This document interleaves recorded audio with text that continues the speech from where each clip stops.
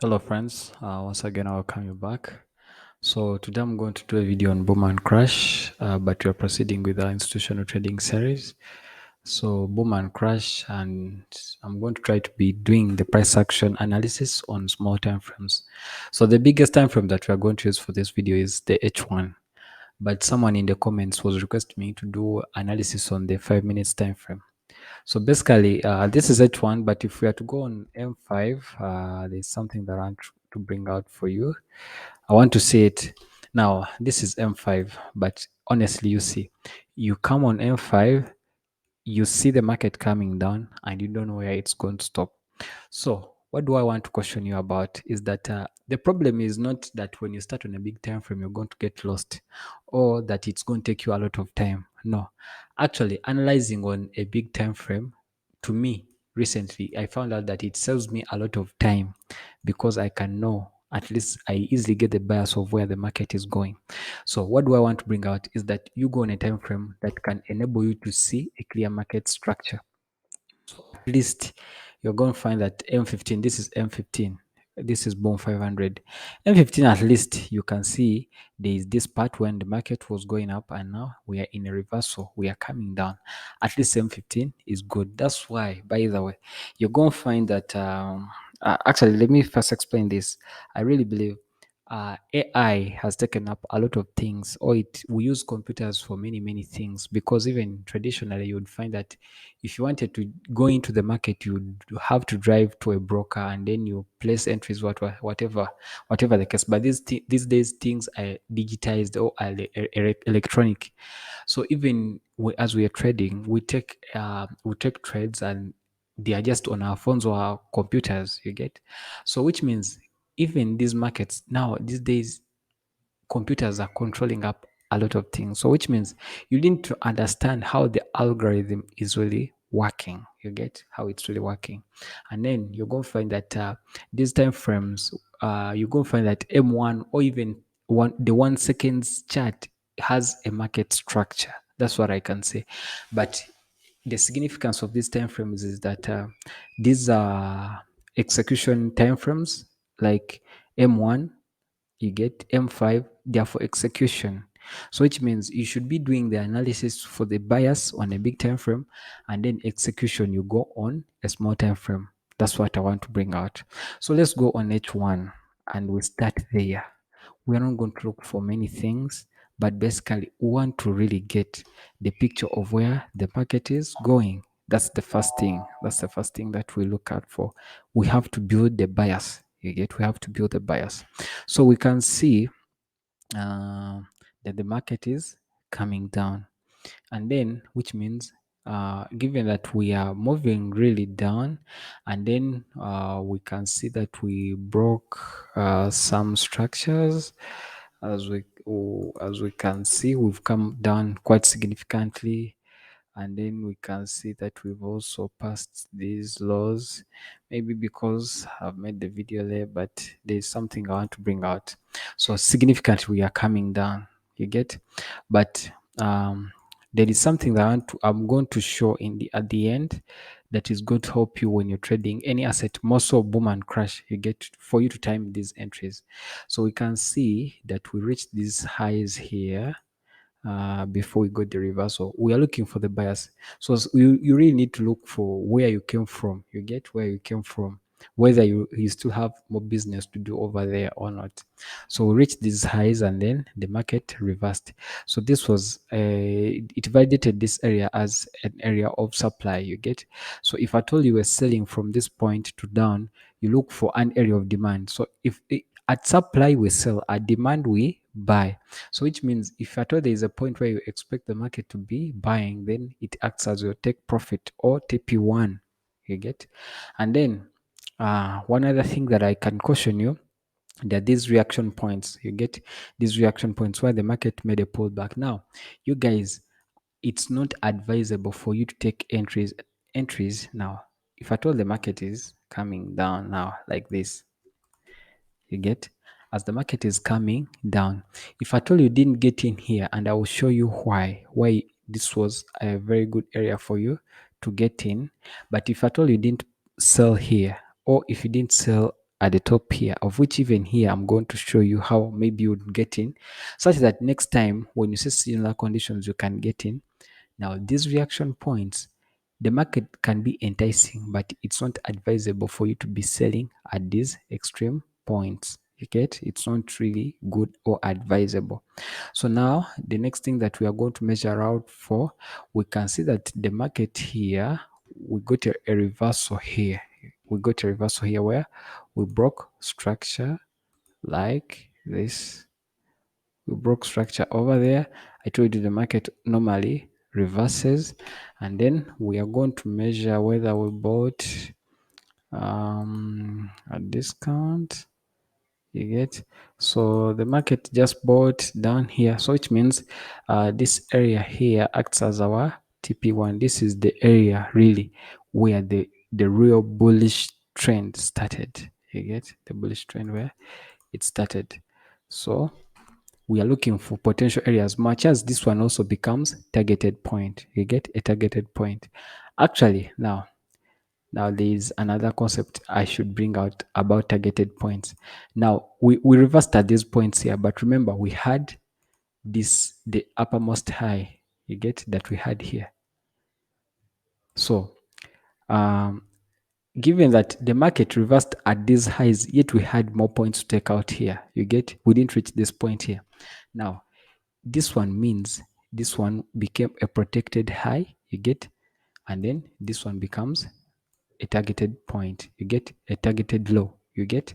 Now this is what we call, now it can help us to know that this is a complex pullback. This was a complex pullback, you get. So now there is that structured pullback. Now this one becomes a targeted point, a targeted point. I'll explain all these things, some points in the upcoming videos. So now how are these points helping us? Now I've finished explaining this one. Let me delete that one. But what's really important now, this one becomes our TP1.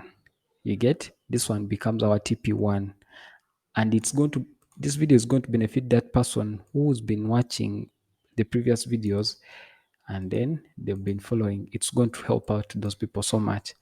Now this one becomes a targeted point. This one becomes the TP2. You get, this one becomes TP2. TP1 is here. Why? It's possible that we can reach here and then the market returns to this area here. It can return to this area, or even going up for this point up here that we didn't go for. You get, but we returned here.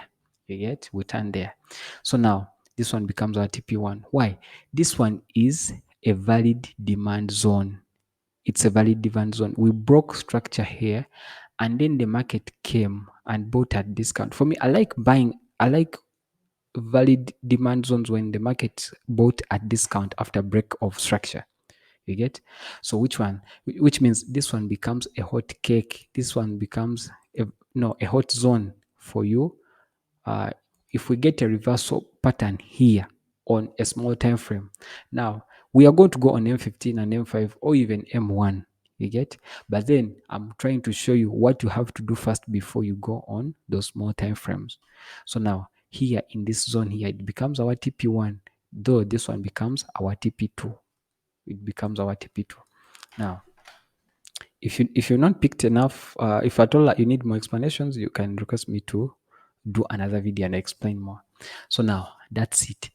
Now, the next thing that I want to show you is that, by the way, we shall go on MetaTrader 5 and then I'll show you something really important. Now, as we reach these highs, you get, as we reach these highs and then we got the reversal, we are going to see it. Actually, let me go on before before I go on M15, and we got a reversal which we are going to see on M15 pretty clearly. You get? Now as the market is coming, the moment the market tries to go up, or when we see rejection candles, or dodges and rejection candles, it provides us with an opportunity that normally the market returns back into the zone and then it does the same thing. Now you're going to find that in this region here, this was a consolidation. You get? you're going to find that that region was a consolidation. And I told you, if you to analyze a consolidation very well, you can get in within the consolidation, and then you can be profitable in these impulse moves. One, if at all we are consolidating, going sideways, as we shall see on M15, I told you, normally you do enough backtesting, but you're going to find that when you get a sideways consolidation, and let's say you had an imbalance here, let's say you were hoping that the market would reverse to go up, and then you get a sideways consolidation, it is one of the indicators that the market is going to proceed down before it returns to that for that purpose. If you had a fair value gap or any other type of imbalance or an order block where which you expected to be mitigated. Now, these terms I'm talking about them because I've been talking about them in more so in the previous episodes. Now, a sideways consolidation normally shows that the market is not willing to come back to that original point soon. So, which means here it increases my bias to take selling opportunities. So, which means as the market returns back into the zone here, I sell such that I leave the market and then I go for my TP1 or TP2. You get, that's the next point. Now I'm going to delete these points here. So this is M15 and this is the area. Let me even change the color, maybe it will be more visible. Let me change it to this one. So this is the area that I highlighted on on H1 where we got a doji. I think it's called a doji. Anyway, you guys. Anyway, it was this kind of candle. You get. It has a small body but long wicks. But I highlighted the uppermost part like this. That's what I did. You get, to find the zone where I'm going to get in. Now there's a video I did on the day time frame. You guys, that strategy helps a lot. It helps out a lot. So which means for me, when I come back into the zone, this area where I highlighted, here for me, I just take my entries here in this zone. I just take my entries and then the market, even if it consolidates for 10 hours, I know it will leave and then it will proceed down. You get? So we come back into the zone and then the market sells. So this is when you go on a small time frame. Now we are on M15, but we highlighted this area on H1. You get? We highlighted it on H1. So the market proceeds down. Now, yes. Then, then Then the next thing that I wanted to show you is, actually I was trying to forget it. Now, you see there is this reversal that we got up here. You get, there is this reversal that we got up here. Now we are going to go on MetaTrader 5 and I want to really show you something. Now this is MetaTrader 5 and now we are going to look for, this is Boom 500. Yeah. So it's the one that so let's go on M15. Let's go on M15 and then let me first zoom out a little bit. So this is M15 and then I want to turn on the period separators. Now you see on TradingView, I just want to confirm to you that this is the same chart that we are on. On TradingView on H1, we saw that here we got a reversal and I think you've seen where we started on H1 that reached this point and then the market reversed. Now there is something I want to show you on MetaTrader 5. Now you can see that there is this day when the market was just moving up to go for those highs. You get? Now the next day was a reversal day. Now you can see that on this day the market started, we reached these highs. You get? Let me go on H1 just shortly and then I just show you. Let me even zoom in. These are the highs. You know, MetaTrader 5 sometimes is annoying. These are the highs that we came for. You get? And now that's why here, even here, I have this point here as TP1. You get? Let me even change the color of it. I have this point as TP1, and then I have this as I have this as TP2. It is the same thing that happened here. This would be TP1, and then this point up here would be TP2. Why? It's because it was possible that the market would proceed up to this highest point that you're seeing. Let me show you this point that you're seeing up here. You get? It was really possible that the market would reach there. It was really possible, but we reversed here. So it is the same thing. If the market reverses here and then it goes up, well and good, we go for the buys. If at all it reverses here, well and good, we go for the buys. If it proceeds from here and then it goes down, well and good, we proceed from there. You get? So you really need to be careful. Now, let me go back to M15. M15, and then I show you what I wanted. Now you can see that on this day, was it today is Thursday, yesterday was Wednesday, and then on Tuesday the market was just going up for these highs. So which means the moment we consolidated here, the moment we consolidated as the day as Monday was breaking, and then we have an imbalance here. Now, this sideways consolidation for me, it drives my bias that the market is not coming back here.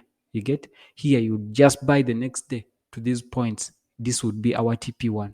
Now you find that at TP1, as we've seen on H4, at TP1 the market was making reversal patterns. You get it went up. Now the next day you can see that the market was making lower lows and lower highs. You get here as it reverses back, it provides with an opportunity to get in. Now today, you can see that this is the opportunity that we're getting. This consolidation here is done that I've been explaining here over on TradingView. You get this consolidation here of today. So here you would get this is the consolidation that I've been telling you. Now today it started here. The market started by going up, and then I told you for a selling candle, you get for a selling candle, normally the candle starts like this. It goes into we go into premium, and then we go into discount, and then we close like that. So it's little wonder that today the market first went up and then we sold, going up to where? So as it goes up, we just look for this point here. You get? We just look for this point here, and then we take an entry here, and then you just sell. You get? So basically, what I wanted to show you is that before you come on these small time frames, before you come onto these small time frames, M15 or M5, you really need to see the market structure pretty well. You get? At least start on H1. At least start on H1. It will be helpful to you.